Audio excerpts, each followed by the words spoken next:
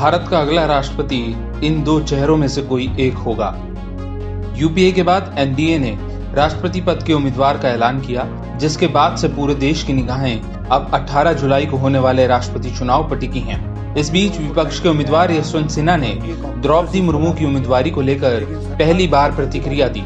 राष्ट्रपति चुनाव में विपक्ष का उम्मीदवार बने यशवंत सिन्हा का कहना है कि वो जीत की तमन्ना लेकर मैदान में आए हैं। उन्होंने सभी विपक्षी दलों का धन्यवाद किया और कहा कि ये लड़ाई सिद्धांतों की है। सिन्हा ने कहा कि जिन 2-3% को बीजेपी अपने पक्ष में करने की कोशिश कर रही है, मैं भी उन्हें अपने पक्ष में करने की कोशिश कर रहा हूं। उन्होंने कहा, मैं बीजेपी के लोगों से भी बात करूंगा अपने पक्ष में वोट के लिए।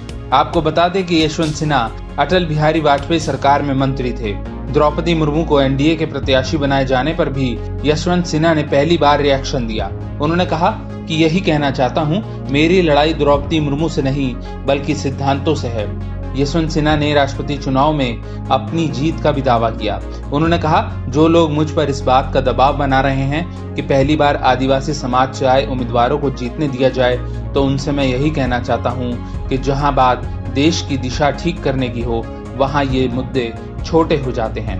यशवंत सिन्हा ने कहा कि मैं देश के लोगों से कहना चाहूंगा कि वो सीधे इस चुनाव में भले ही हिस्सेदार ना रहे हों, लेकिन वो अपने नेताओं पर मेरे पक्ष में दबाव बनाएं।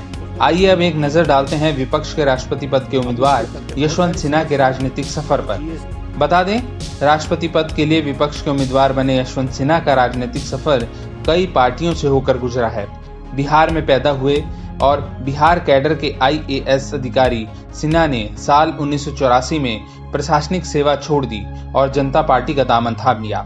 सिन्हा साल 1988 में राज्यसभा के सदस्य बने। बाद में वो जनता दल से जुड़े और चंद्रशेखर सरकार में वित्त मंत्री भी रहे। इसके बाद यशवंत सिन्हा बीजेपी में शामिल हो गए। बीजेपी में सिन्हा का ग्राफ काफी तेजी से बढ़ा और वो वाजपेयी सरकार में वित्त और विदेश मंत्री रहे। साल 2018 में सिन्हा ने बीजेपी छोड़ दी और साल 2021 में तृणमूल कांग्रेस यानी दीदी की पार्टी का दामन थाम लिया।